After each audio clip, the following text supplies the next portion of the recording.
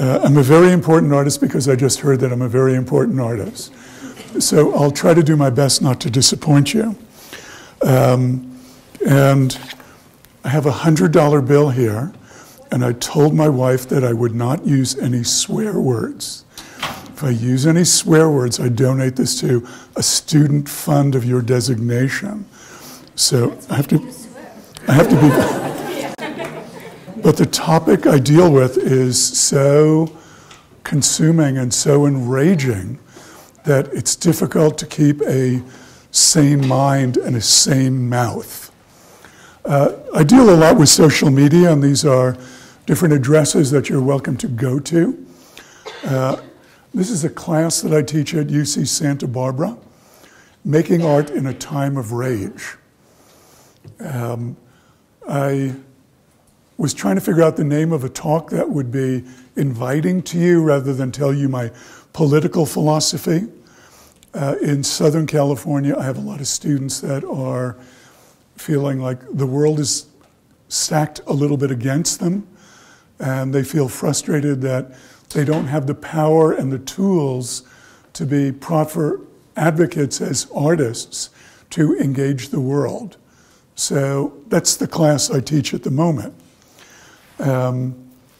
It's juvenile injustice, artist as advocate, individual as witness, creative justice.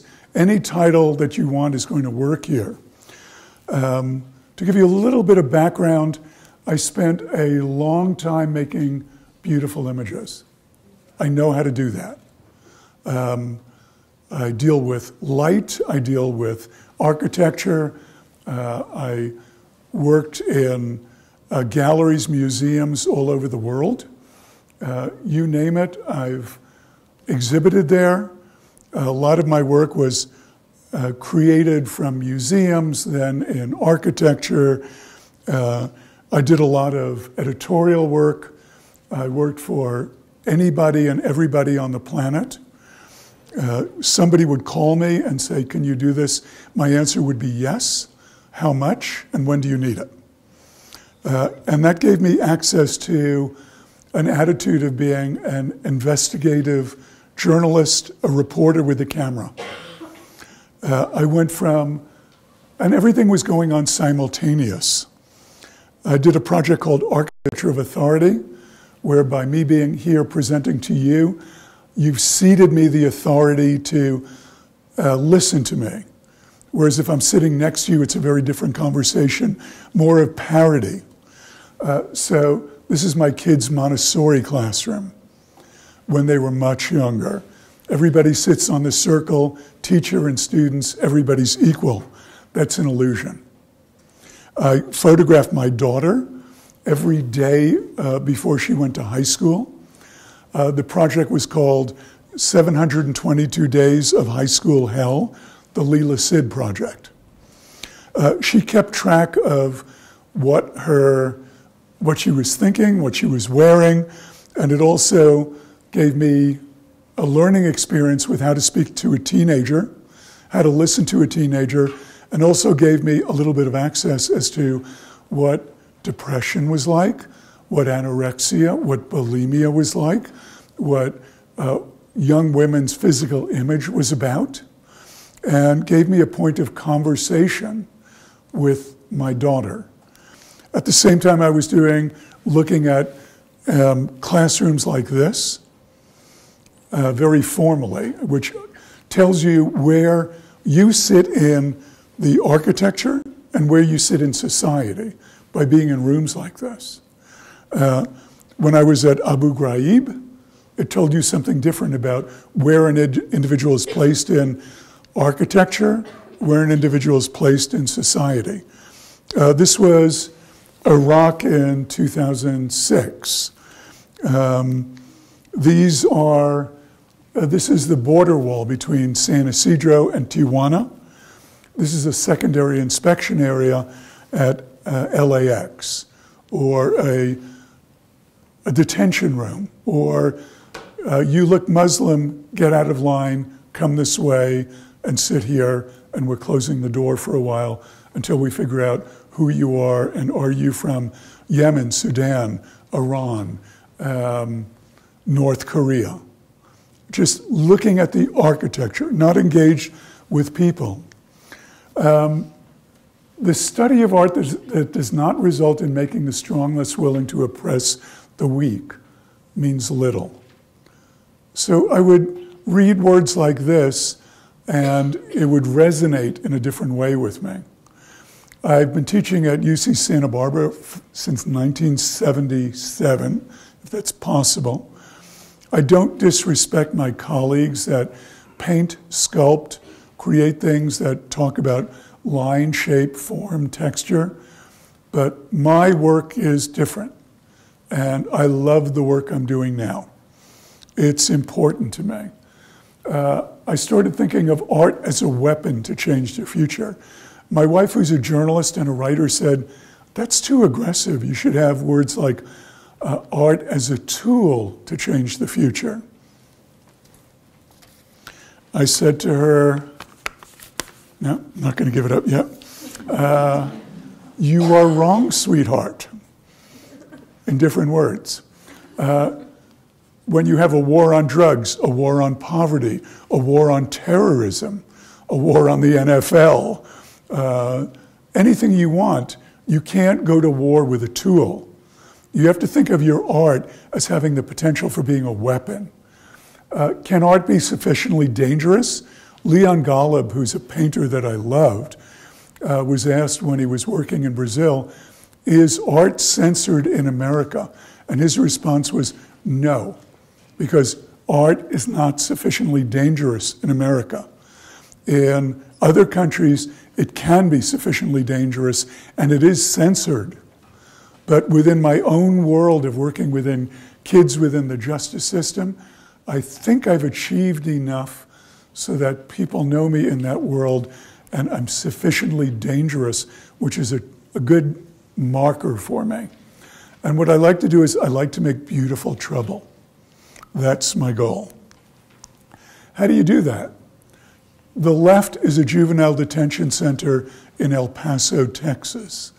That's where they hold kids from 10 to 17. The right is Guantanamo. Delta 5, the harshest camp that exists in Guantanamo for the world's worst terrorists. What's the difference between the two? Excuse me? Has a window? Yeah, Guantanamo has a window. The kids don't have one. Living without a window is No. worst thing on earth. For endless periods of time, literally endless. So I can present these images together in different formats, and I present it on every platform I can think of. And I'll show you more of them, but this is a way to make beautiful trouble. Make images that seduce people in, and then ask them questions, and then say, what do you do? Why are you doing this? I think it was Nelson Mandela that said a society is judged by how it treats the most fragile, the weakest, the youngest of its society. And if this is the way we treat our youngest, most fragile, what does it say about us? And are we capable about changing? Because institutions are hoarders of bad practices. They didn't just invent this system, build a cinder block wall, and throw in the youngest kids in our society. Everything about this society is really, about this issue, is difficult to deal with. And every image that I show you, and I hope that I have the right volume on it, every image deals with multiple issues. So, sleep, health, social contract, education, gangs, status violations, visitation, food, mandatory sentencing, it all ties in together. So I'm hoping the volume's okay on this. Let me let a kid right outside of Ferguson tell you what his world's about. I got shot. It was on the 22nd of April. Well, they shattered my thumb because it went in my thumb and kind of went pink, and hopefully they took a piece of bone out of my head. They put it in my thumb, just like yesterday, 2 days ago. It's all great. It's all going great. I'm still alive, so I'm good. It's all going great, isn't it? He's being held in isolation. His hand is shattered. They took a piece of bone out of his hip to do it. Prefrontal cortex isn't developed, so he really doesn't have the ability to judge how messed up his situation is. The ability to get weapons, the trauma that exists in his world. There's so many different issues that collide in this one kid, and they all come together with each of these kids. So another kid, this kid in Oklahoma. I was at school. I got checked out early, and the police is at my house, and they took me and my sister. So here's a kid that's put in a police car with 2 policemen, no kids, no women, not social services, a police car, bubble gums flashing, and he's taken to a shelter as you see how young the kid is, he's 6 or 7. So we're not helping these kids in the way that we could be helping. A lot of what I'm dealing with is the idea of deterrence, retribution, and reformation. We're really good at retribution. We're not so good on deterrence, and we're pretty terrible in terms of retribution that we want to bring against these kids. So I do a lot of collection of data of different places. Every child 13 or 14 years old sentenced to life without parole for a non-homicide has been a person of color. Every child. There's no exception to that. So I don't give audiences that I'm working with 10,000-page papers to read. I give them fortune cookie information. Information that they can be sitting at the university center with a friend and say, I went to this talk and this guy was a little bit weird, but let me tell you my takeaway here. And he had these images, and they were images like this. And he had this data that I still remember. Maybe I'm posting it on my Facebook post. Maybe I'm putting it on Instagram. Maybe I'm sharing it. Maybe I'm tweeting it. It's got to be that 140 characters or less, and I'm very conscious of communication these days. I communicate with audience like Supreme Court judges, U.S. senators, by giving them books. Congressional Black Caucus, because older, male, white people in positions of authority believe in the power of a book. That's what it is. You believe in tweets. It's not wrong, it's just different. So I try to give the audience that I'm trying to make a compelling argument the right platform, the right information at the right time. This is an image of a kid in Reno, Nevada. A 5th grader who was taken in because he got into a fight with another kid. In my world, it used to be, you, Richard, sit there. You, Leon, sit there. Stop it. Now you get 2 kids in 5th grade arguing. It becomes, how many of you have policemen in your high school? How many of you had policemen there? It didn't exist in my generation. It's something that's new. And then you have a 5th grader involved in a person-on-person crime, a high school kid, a person-on-person crime, violence, aggravated assault. It gets labeled very differently. Rather than being solved in the classroom or the principal's office, it goes to a detention center, where as soon as this kid's in a detention center, his mother can't come and get him. She's a single mom. He's there from 10:30 until 6 p.m. He's frightened. This is not a gangbanger. I'm sitting there saying, your mommy's going to come and get you. So the head of the detention center sent a note to every principal in her immediate area, asked if she could use the image, and said, this is not the place for this kid. You solved the problem within the classroom, within the principal's office. You do not send these kids to detention for these issues. And was relatively effective in changing the attitude of a distinct geographical area in Washoe County, Nevada, which is all around Reno. This I'll show you a little bit more. This is an inmate, and his name is Joe Ligon. He's in Philadelphia. He's 80 years old. He was convicted of a homicide when Eisenhower was in his first term. He was 15. He's now 80. He has no DRs, which are disciplinary reports, in 65 years, but he was sentenced to life without parole. He can't get out in Pennsylvania. They won't release him. As a 15-year-old, 10 years before the Beatles came to America. Can you conceive of that? Because he was a young black man from a Philadelphia ghetto, that was his sentence. Follow the money. $88,000 is the average cost of detention in the US for a kid. California detention per kid is $250,000.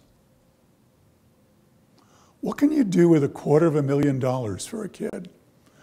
Hire a limo with a chauffeur and send him to Harvard. Is there anything more wasteful of money than this?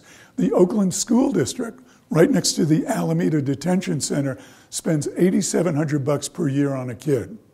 Florida, the cost of meals for kids is $1.94 a day. How much should that latte cost you at Starbucks? How do you feed a teenager, mostly teenage boys, for $1.94 a day? What are you feeding them? How are you abusing them?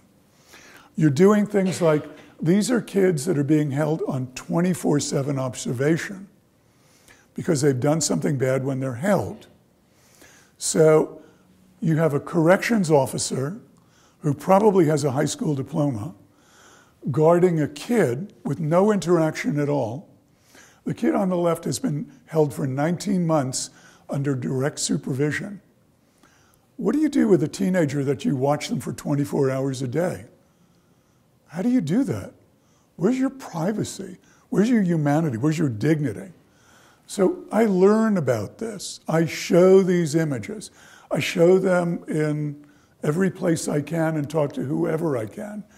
I went to a detention center called Maryvale Residential, a lockdown facility.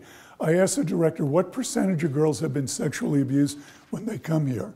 And the director looked at me like I was crazy. He said, what percentage? Everyone. All 88 girls in our custody have been sexually abused. And many of the boys in the system as well. So they're all victims, but they're not looked at under mitigating circumstance. They're not looked at as victims. They're looked at as little gangsters. Rather than helping them, we punish them. So listen to one of these girls. This is right outside of Atlanta, Georgia. The first time I was sexually abused was at the age of probably around 5.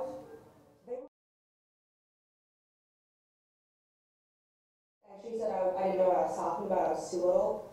And when I finally gave, the time when I actually finally gave up on trying to get to talk to her about it was when one of her boyfriends, after having raped me, left the room and slammed the door so hard that it didn't actually close, it kind of like swung back open. And I saw her sitting on the couch across from the doorway. And she looked at me and smiled, and I knew the whole time that she could hear me screaming. So I'm described as a photographer, but I'm not. I do audio, but I'm not an audio engineer or an audio artist. I'm a social advocate, but I also have my background in art. Although my art department, that is my home department, doesn't quite know what to deal with me, how to deal with me. When I feel like this is the data that I'm showing, it's not the normal art practice. Although when I apply for grants like Art for Justice, which is funded by the Gund Foundation, they say, we don't support photography. And I say, but you don't understand what I'm doing. So I live in a frustrating world of organizations that should be supporting the work don't know how to categorize me, and then I don't really care about the categorizations. I just do the work. 3/4 of the girls in detention are suffering from one or more mental health disorders. I'll capture these images, whether it's photography or not, it's irrelevant. I don't think photography is the medium. I think of my conscience as a medium, if that makes any sense to you. But when you start talking to a girl that has this tattooed on her hands, it's not that she's being obscene to you, but she's been so violated that what does love mean to her? She wears it as these tattoos as an armadillo, as armor against anybody that says, I love you, when in fact the world has been so abusive to her. And this is not an uncommon tattoo amongst girls. This is New Orleans, where Sheriff Guzman takes young black men from other parishes and houses them within Orleans Parish Prison and makes money from it. This is New Orleans, August, no TV, no books, no dominoes, no cards, because there was a fight the night before, because it was unsupervised, no air conditioning, and he's getting a profit for housing young black men in Louisiana. This is as racist as it gets. Children as young as 7 can be prosecuted and tried as adults in 22 states in the District of Columbia. 7. These are isolation rooms. They lock kids up in solitary. Oh no, we don't have kids in solitary. We put them in administrative segregation. We put them in timeout rooms. We put them in, we never hold them for more than a couple of, an hour or two. And then you interview the kids and they've been held for, in one case, 6 weeks, in another case, 2 months. You isolate a teenager, you destroy them. Teenagers are social animals. They want to interact with others. So I look at the colors, I look at the rooms, I look at the architecture. How do you put a teenager in this room? When you put a teenager in a room like this and you shut the door, and then you throw these 4 deadbolts, and then you hold them in there for hours, days, weeks, they're crazy. You've driven them crazy. They're kids in need of mental health services, and you destroy them. This is, if they act out in that room, then they take kids. This is not Game of Thrones. This is a contemporary instrument that they use to hold girls in Oregon, California, Washington, Oregon. They're very liberal states. Not true. Everything about this world is very counterintuitive. The most liberal states you think are the most humane in treating kids, wrong. The most conservative states you think, in terms of treating kids, are abusive, wrong. It's all very counterintuitive. This exists. They take girls, put a girl in a chair like this, strap her down, put a helmet on her, and hold her there. This is California. They'll take a kid, put a kid in a straitjacket, and bolt them to a couch. This exists. So I go through things like this and I try to find out what it is and experience it. I spoke to one friend who administered a facility in the Midwest, and I said, I want to experience what it's like. So I was mugged, fingerprinted, and checked into a facility that holds kids and experienced the same thing they did for 24 hours. I knew I was getting out after 24 hours, but it was painful. A young kid taken away from family, taken away from school, doesn't know what the future is. I had 4 buttons there in a cell, reasonably clean, 1 button for cold water, 1 button for hot in a sink. They were both cold. one button to call a guard, and one button to flush a toilet. After a day in a facility like this, I did use the facilities. I pressed the button and had to ask the guard for toilet paper. And he put 4 squares through a slot. How do you treat people like this? How do you treat kids like this? Kids 7, 8, 9, 10, 15, 16. The director of this facility sent me this email. Hey, Richard, good timing on the email. I announced today that I'm retiring as of December 18th. Told Betsy I have one more goal before that date, to eliminate isolation completely. And they're doing that at this facility. And it becomes more and more an issue, and my images have contributed this much.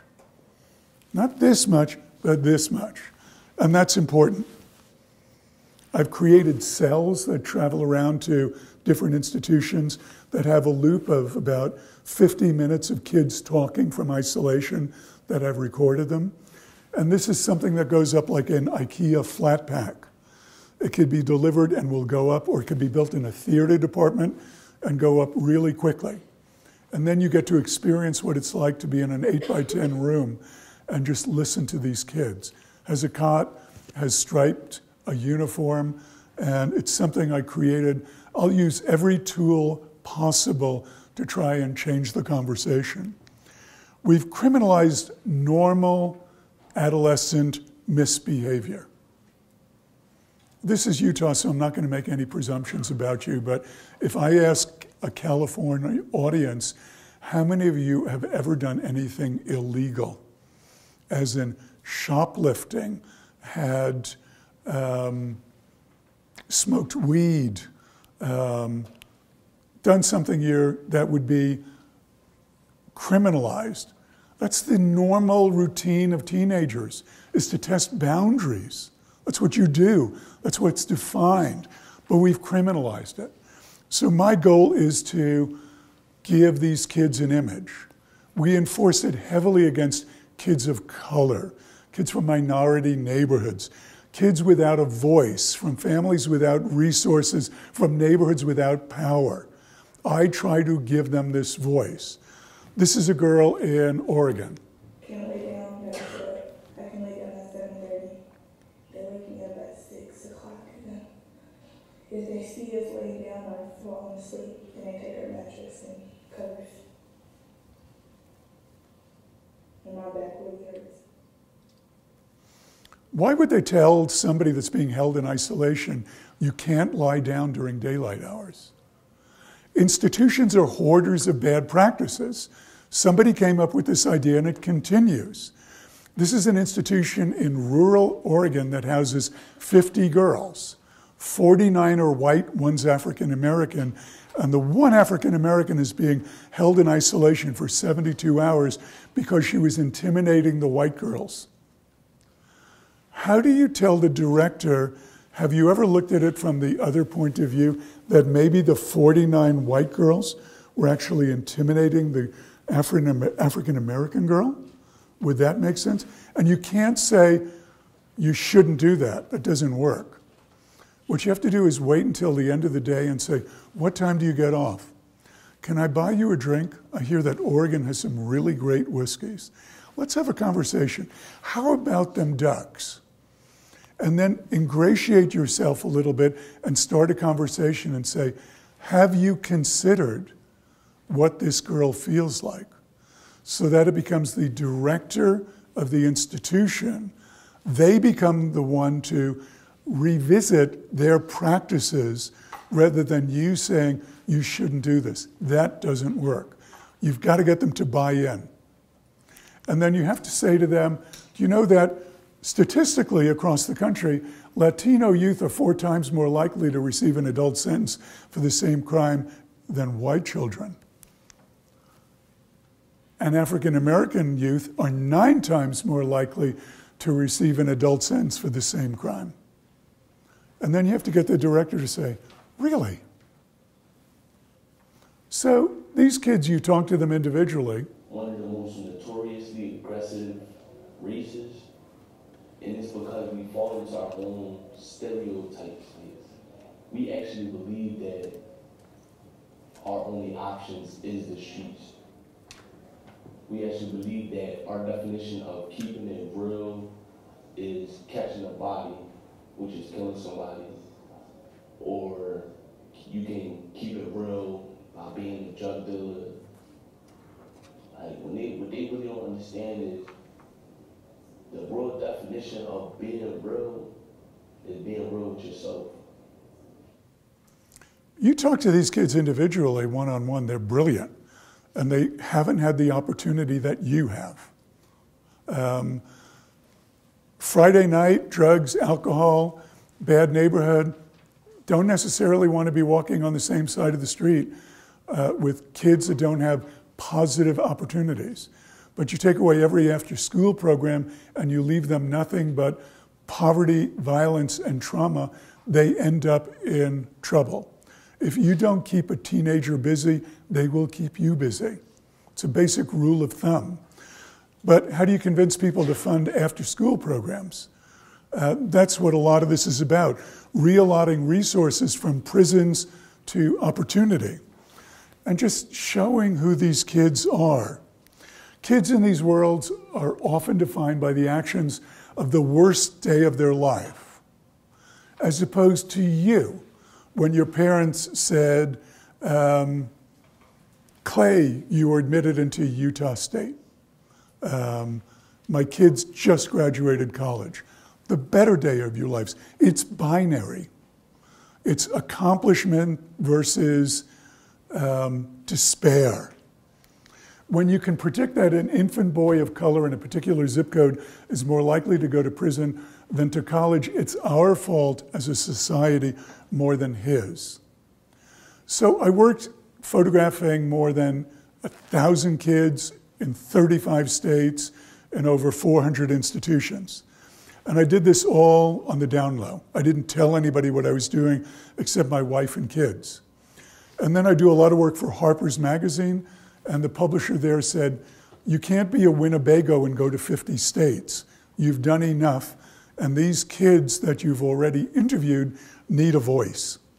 So this was published about 8 years ago. And it got a lot of notice, got a lot of awards, and it got a lot of legs. And it got attention all over this country and Europe. And when there was more attention outside this country put on the juvenile detention system, in this country, people started responding.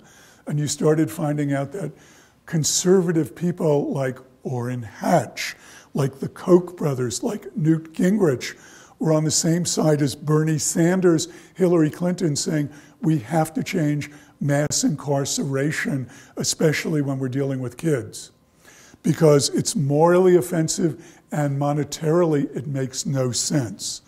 So this is a hearing of Dick Durbin with the Senate subcommittee.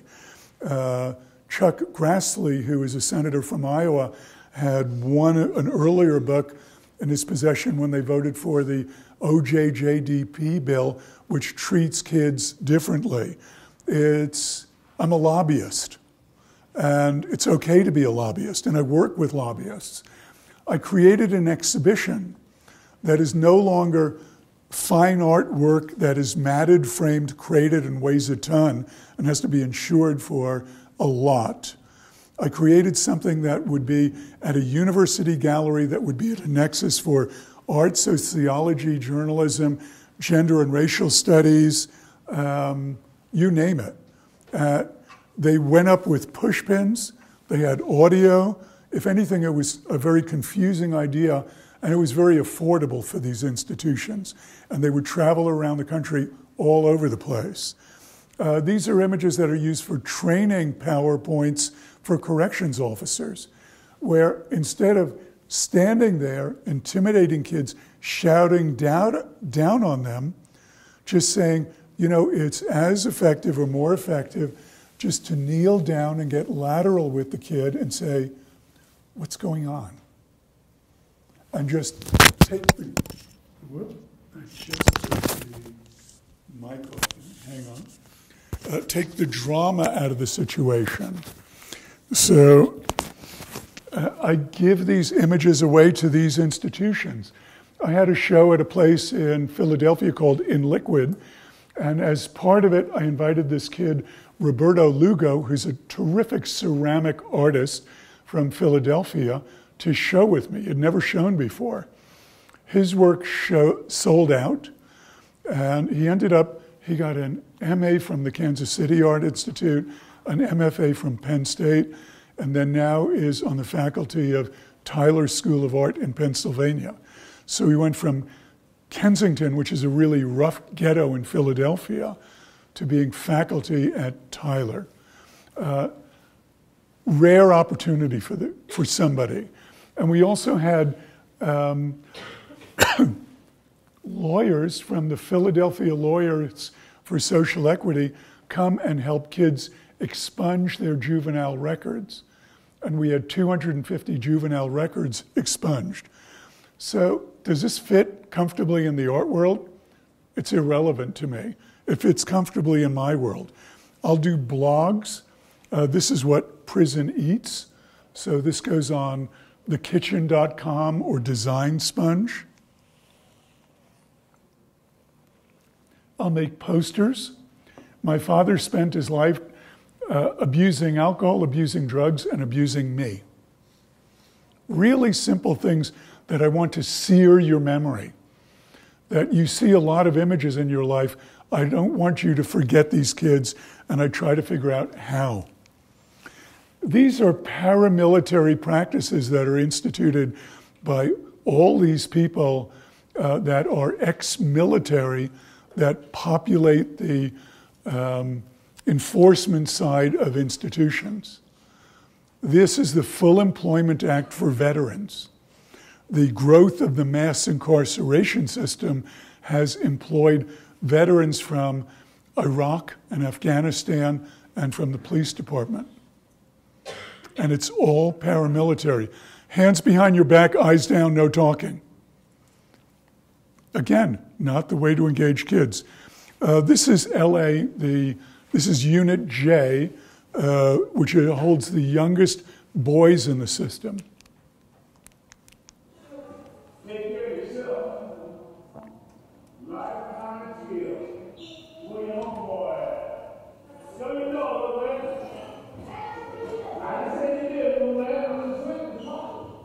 Okay, step out to the middle of the hallway, devil. Take it in and have seen them chair. I want you to know I heard about no chair.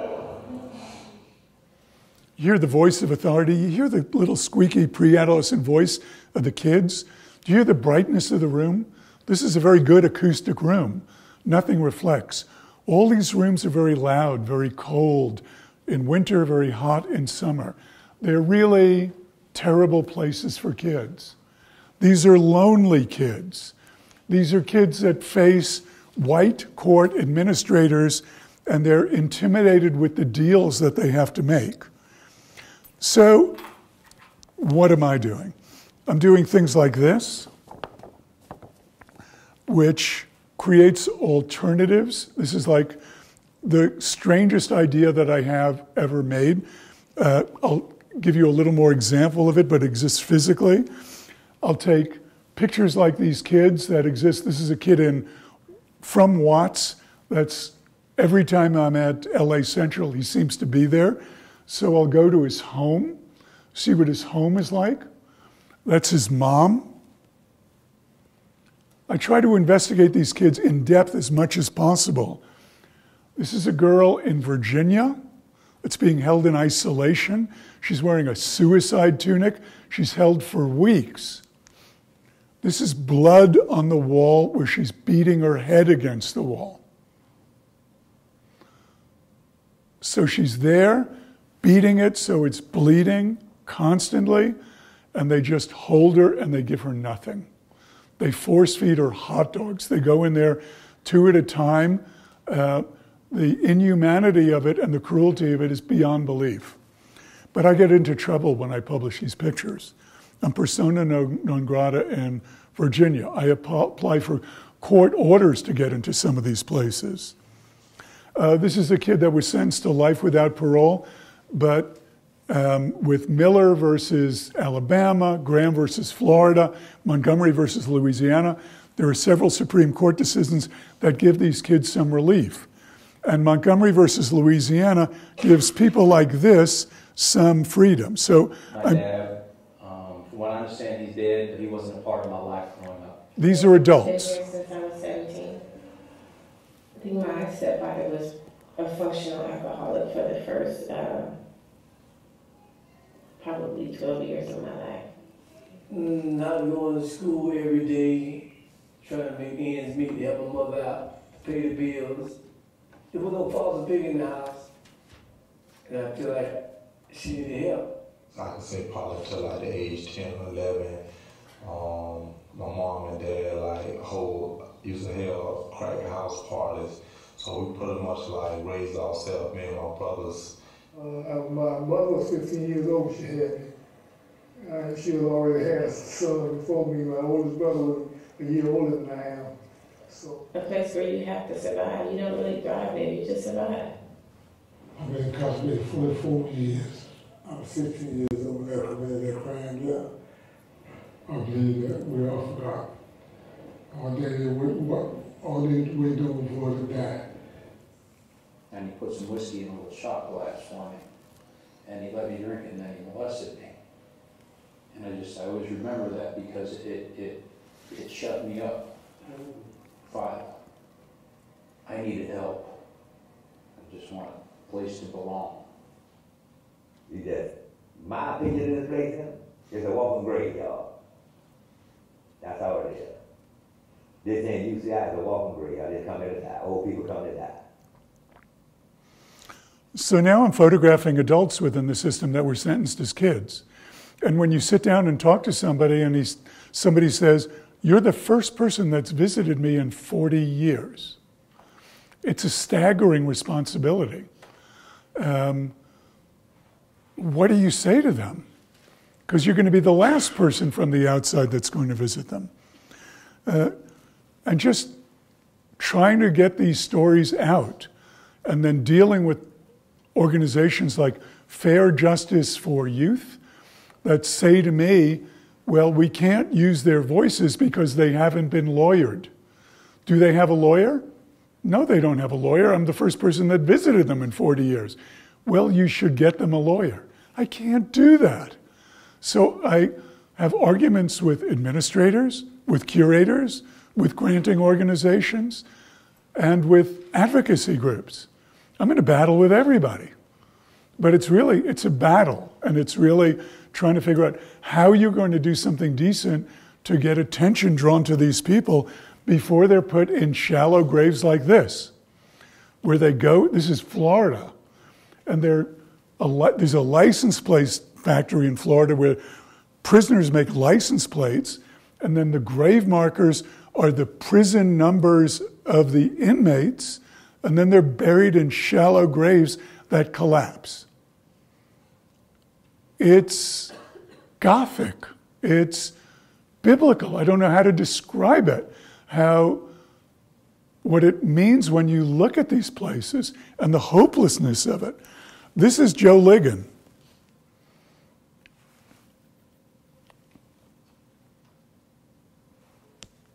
No offenses. The perfect inmate. Done nothing wrong.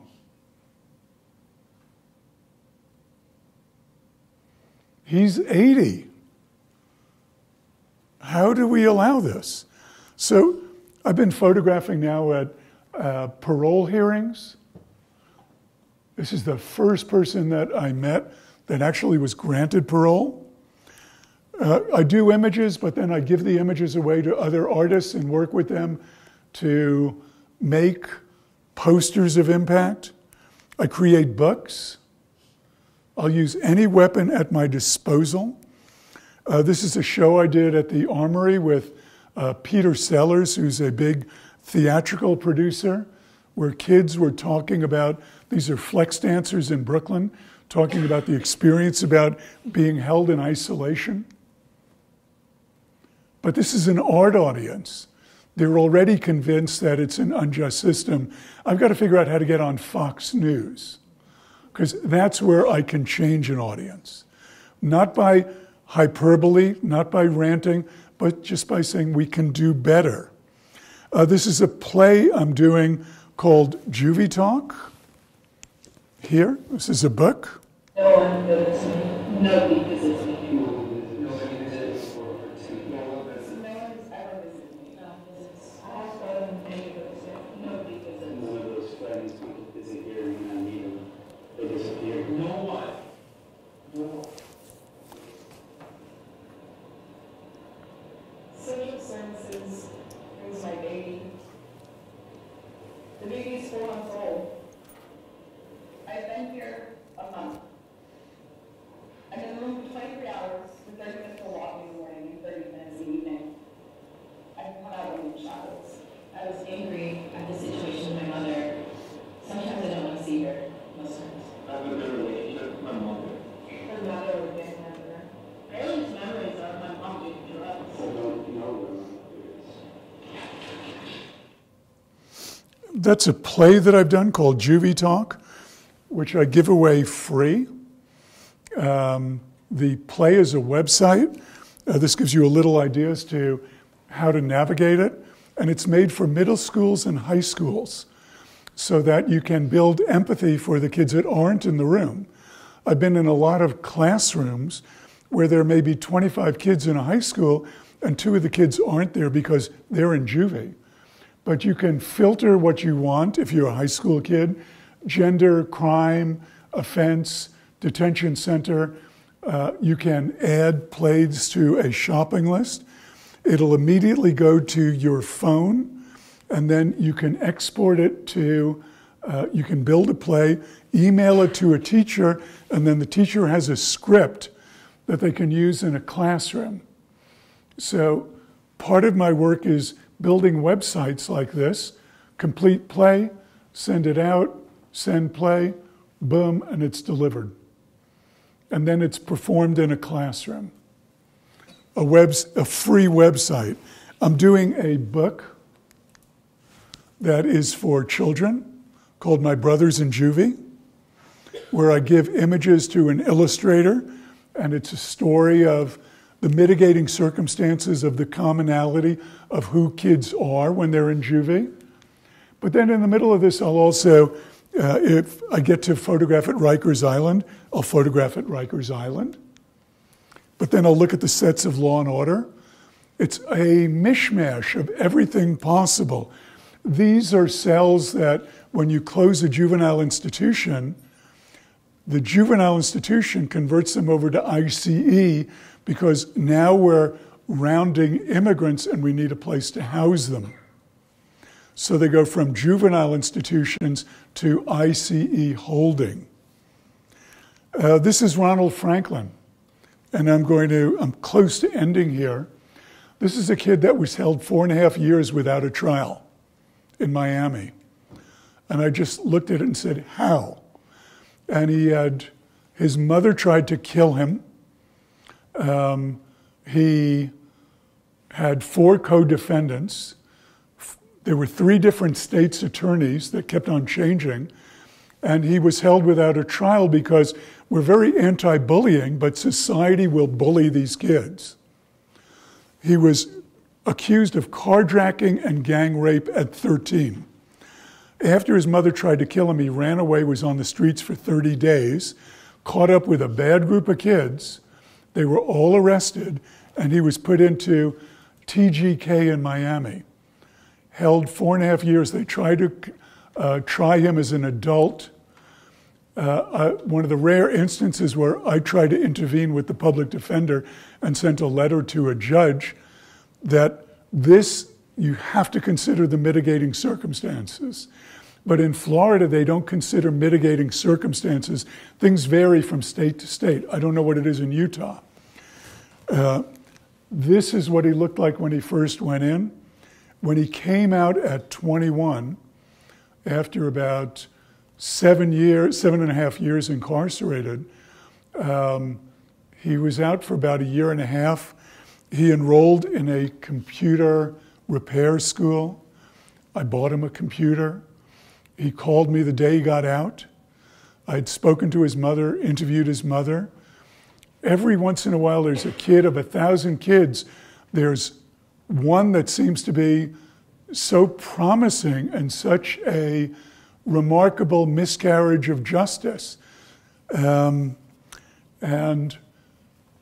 April 2nd, I came back from 2 weeks in Japan, and I got a text from the public defender in Miami that said, "Ronnie, call me."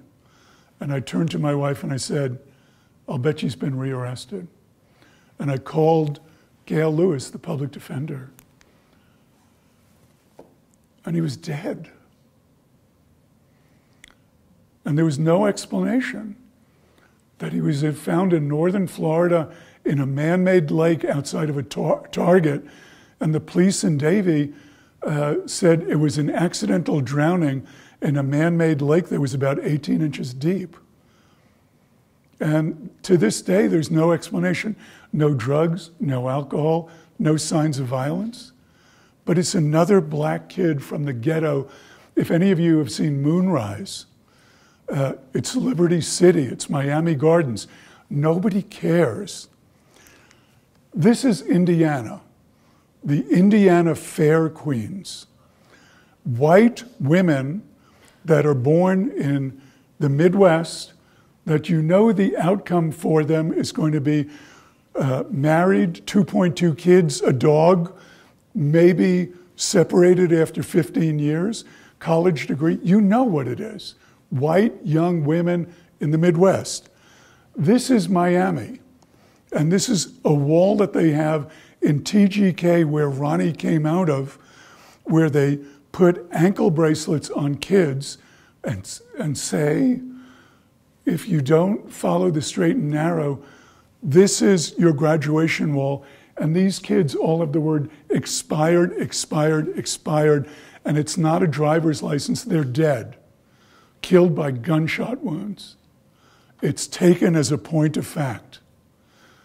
So how do you change this from making the child accountable to society and its institutions to making society accountable to the child? How do you change that?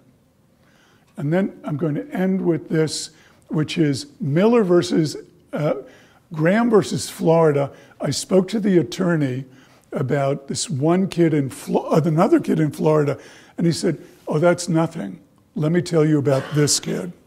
Another case that I helped out involved a 12-year-old that was accused of murder here in Duval County, and he was indicted by the grand jury and was facing, this was pre-Miller, and so it was post-Graham, pre-Miller, so he was facing a mandatory life without parole.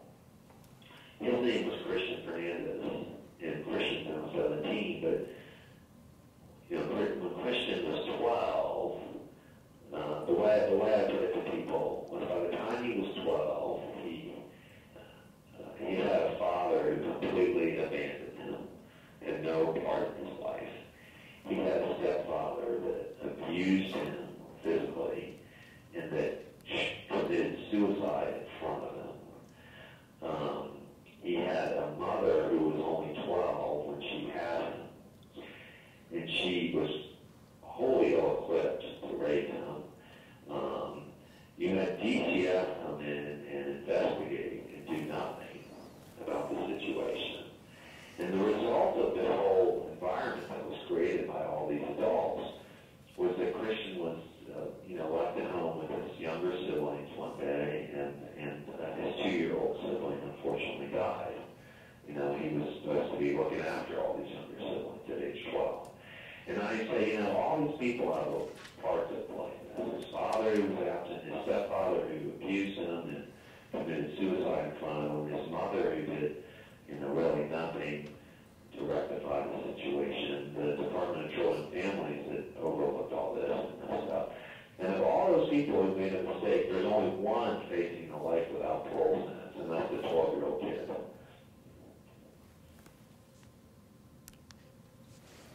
So that's the work I do. go to these sites, investigate as much as you want. I hate to say it, but like me. How do you look at this work and say, I like it? It's unbelievable to me that I got through this entire talk without using a word that starts with F and ends with K and describe the system as to how abusive it is. But how about some questions? Cheered up your Monday afternoon, haven't I? Yeah. Have you ever looked into juvenile receiving centers? Yeah. It's all, I go from mostly detention centers, sometimes juvenile prisons, evaluation centers, receiving centers, dependency as well as probation. I try to investigate it all. But I've made a longitudinal study, and I feel comfortable in saying I've documented the nadir of the American justice system. Going beyond that is a difficult one.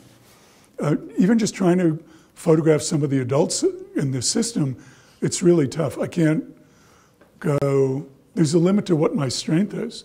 Now my goal is to create people that understand that you can use art as a weapon, and you can take up the torch with whatever your passion is for without any care about somebody telling you you can't do it.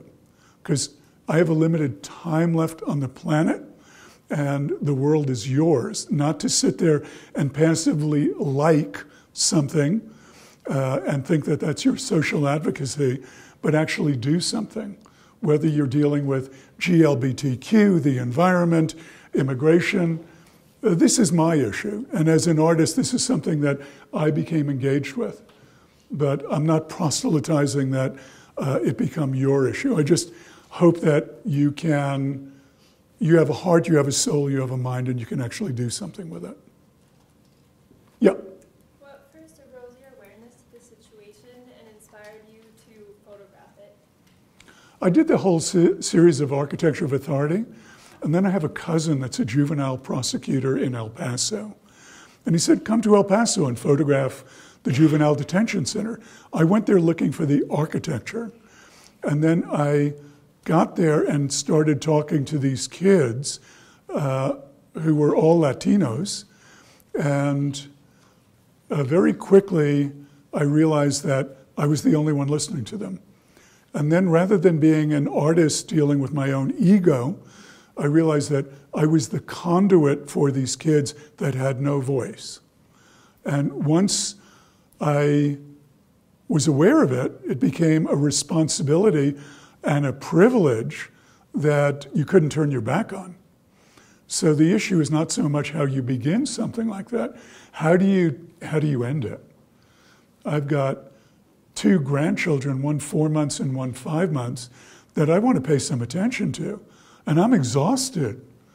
So I'm not quite sure how to do that, because it's still, now what I'm doing, I've worked with senators, I've worked with the Supreme Court.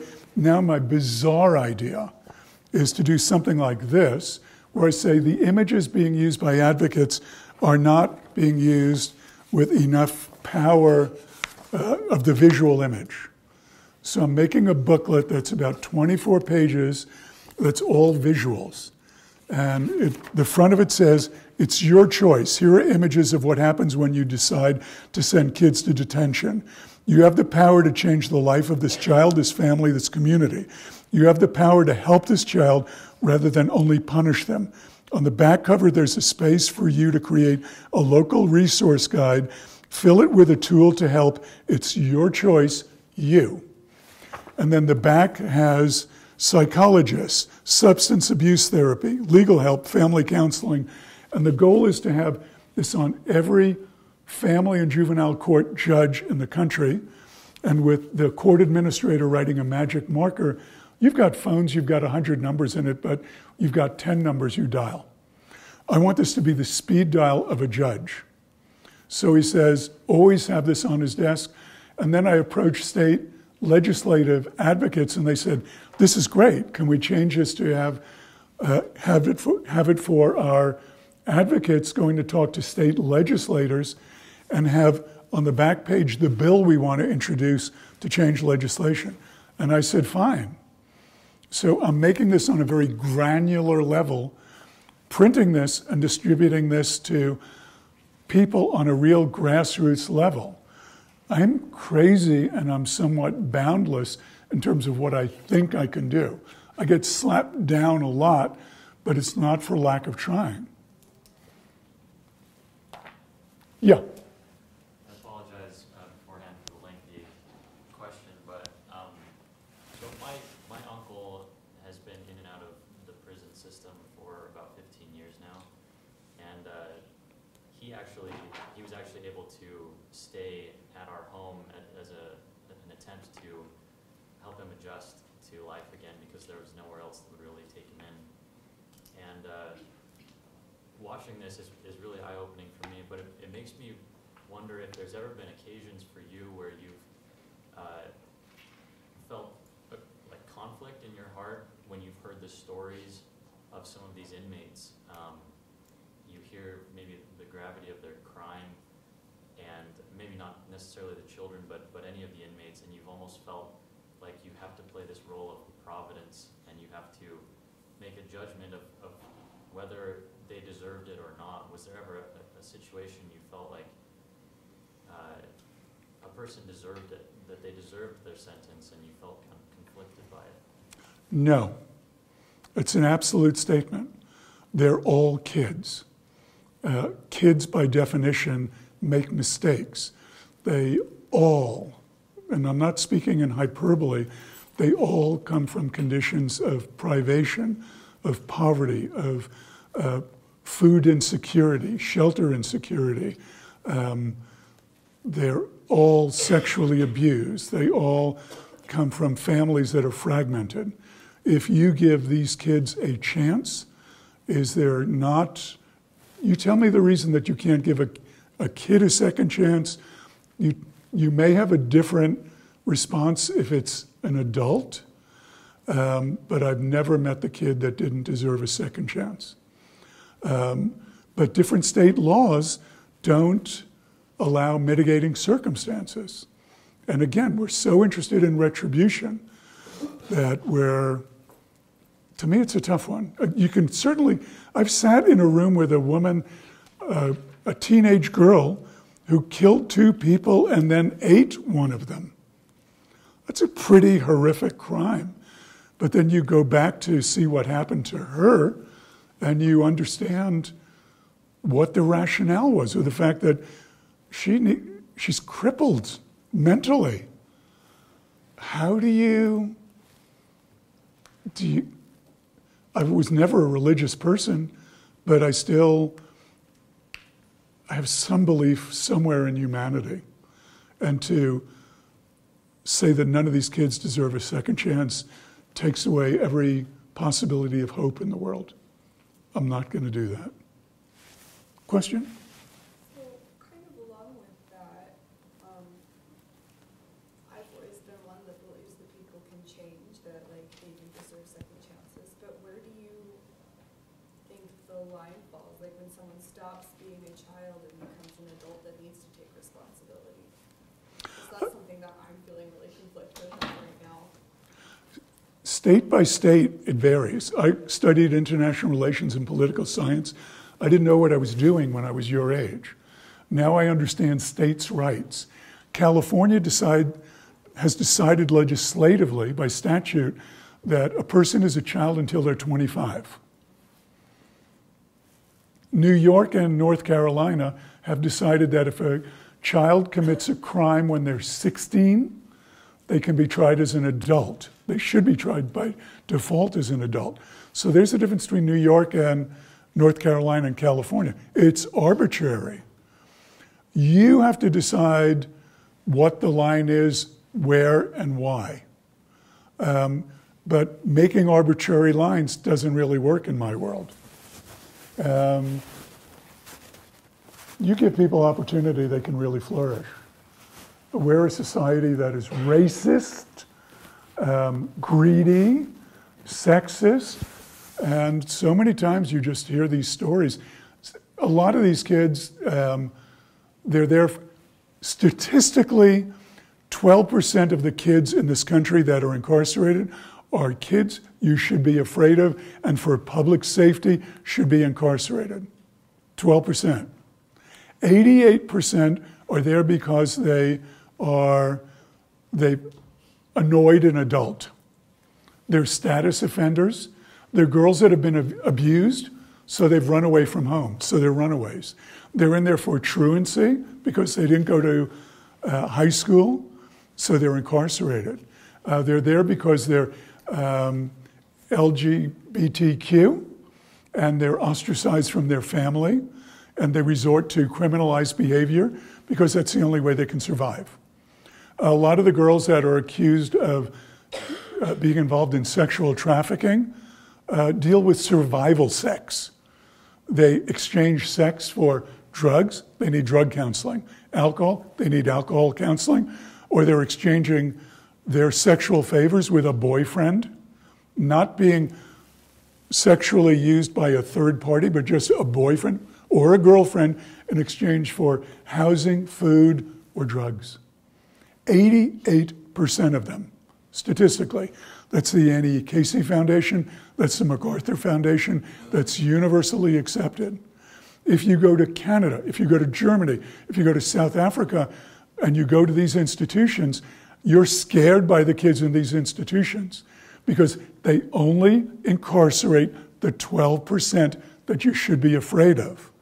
The other 88%, they give the resources to the kids within the communities to help them. We don't. We incarcerate because that's the practice that has come about by default, and it can be changed.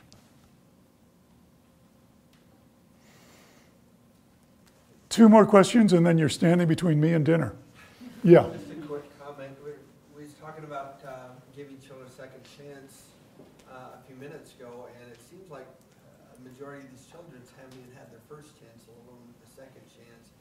And the second part of that thought is our system seems to be very much, Robin Hood times, where you end up punishing people for being hungry.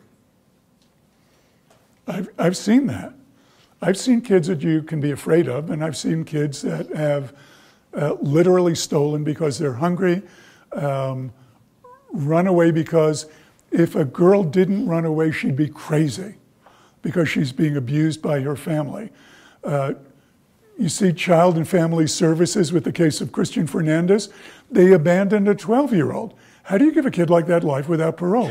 This is not a unique situation. This is repeated and repeated and repeated because we're not giving the resources to the kids that they need. They're all kids of color. They're all kids of poverty. How do you change that? You change it by making noise, which I'm trying to do. There's another question there.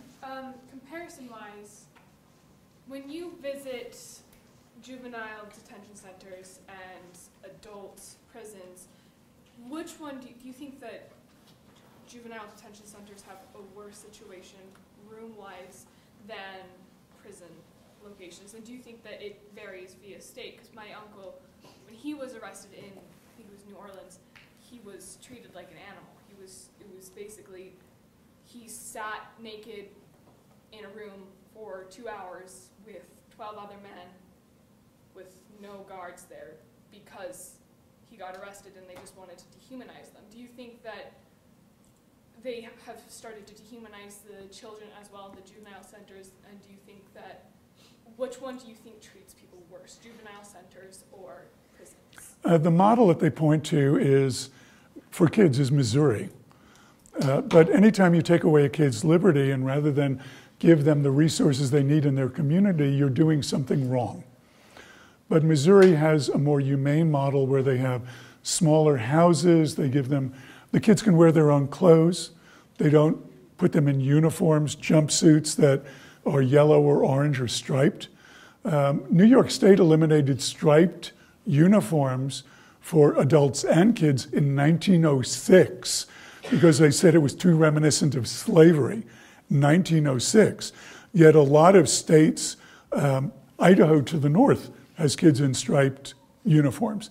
It varies state by state.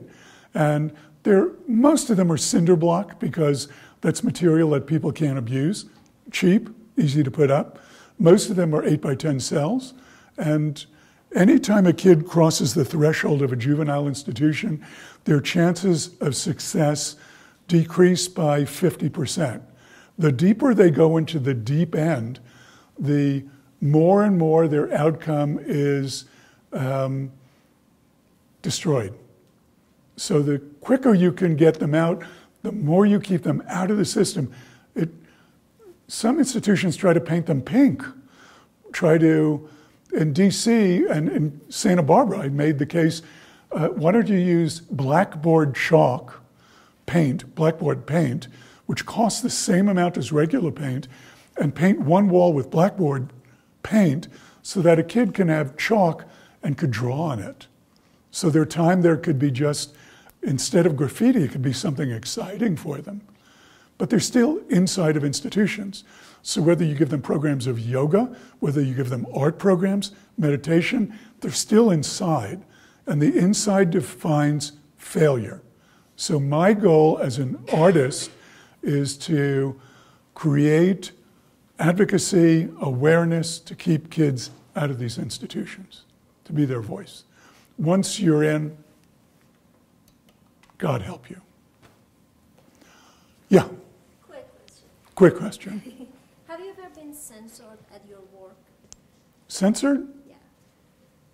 Today, I couldn't use the language that I normally use because it's so infuriating. It can drive you crazy. Censored, no. I mean, I battled to get into these places. I've been thrown out of these places. I've been intimidated. I was in Texas and I was escorted to somewhere out of the county line. This is 3 months ago. By 4 very large men in a white Suburban, where I called my wife and said, I'm being tailed and I'm nervous. I just want you to be aware. Don't be afraid, but I want you to have this recording, and I'm doing a FaceTime video in my, holding it up. I'm intimidated. So as an American citizen. As an American citizen. Right. Is there any boundary to put the None. fear on? None. Great. As an American citizen, I know where the question comes from, but I grew up in an environment, and I tell my kids, you can do anything you want. You can't do everything. But when you get the question of how do you decide to do this and how do you do this, I come from an environment where I'm told, growing up in New York, my dad was a cop. I had a very supportive family. They said, you could do anything. And I was dumb enough to believe them. So when I can't get into, this takes incredible emails, phone calls, advocacy to get into these places. And then if I'm told no, I just figured out I haven't made the case well enough. And no is a starting point for me. And I just consider it a challenge until somebody says yes. This doesn't have to do with campus sexual consent. No means no. Don't confuse the two. But when I'm working with this, there's a reason, and I just have to make a more compelling argument. I was on my way to Georgetown Law School when I graduated the University of Vermont. I made a U-turn and said, I can't do this. My world can't be coat and tie and an attorney for the rest of my life. I think I would have been a great attorney. And I think I used the skills that I could have used then to learn how to advocate as an artist. And now I'm speaking at Georgetown Law School. I'm speaking at Harvard Law School. I'm speaking at the National Council of Juvenile and Family Court Judges or defense attorneys for kids and telling them art can be a tremendous weapon for you. Let me help you use it because I put a face on these kids and you're not using it enough. It's really exciting. I love it. You've got my website, you've got my email address. You're welcome to contact me. I do answer pretty quickly. Thank you for having me. Thank you, Fozzie. It's a pleasure to be here.